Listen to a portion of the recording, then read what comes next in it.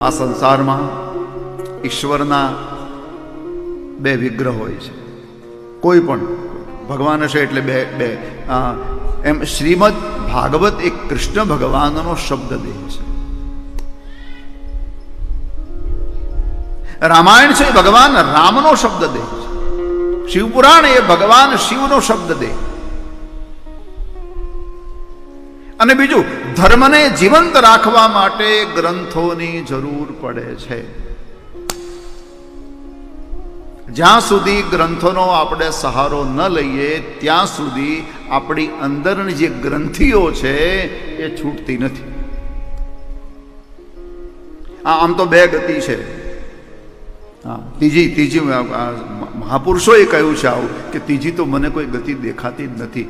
યા તો શાસ્ત્રને શરણે જા, આ પહેલી ગતિ. પણ શાસ્ત્ર વખતે કઠિન પડે.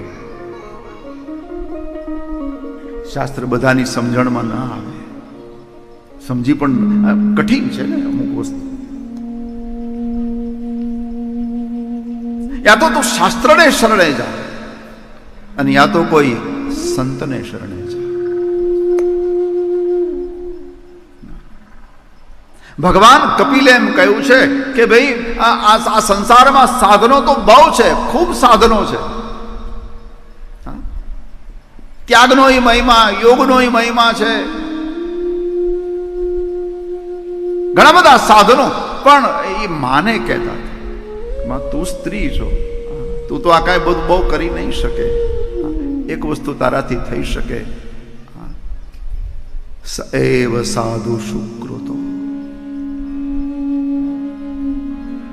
બસ આત્માને અને શરીરને જે નાતો છે, આત્માને અને શરીરને જે નાતો છે, કેવા બે એક સાથે રહે મળીને, કોઈને ખબર પડે? હા, નહીં તો હકીકતમાં નાવા નીચોવાનો સંબંધ નથી. સ્વામીજી, શરીર ગુજરી જાય આત્મા ખરેખરે ન આવે, બેસણામાં બેસવા ન આવે. નહીં તો એના આધારે તો 90 વર્ષ જીવ્યા, પણ એ કાંઈ લેવા દેવા નહીં. બેની જાતિ જુદી, બધું જુદું. એક વિનાશી છે, એક અવિનાશી છે. હા, એક મૃત્યુ ધર્મ વાળું છે, એક અજર અમર છે. પણ કેવા આમ સાથે રહે. હા, જેટલું મિલાન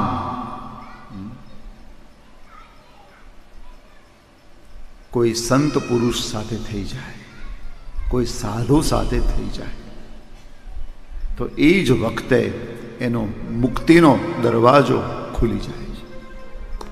મોક્ષ દ્વારમ અપાવૃતમ.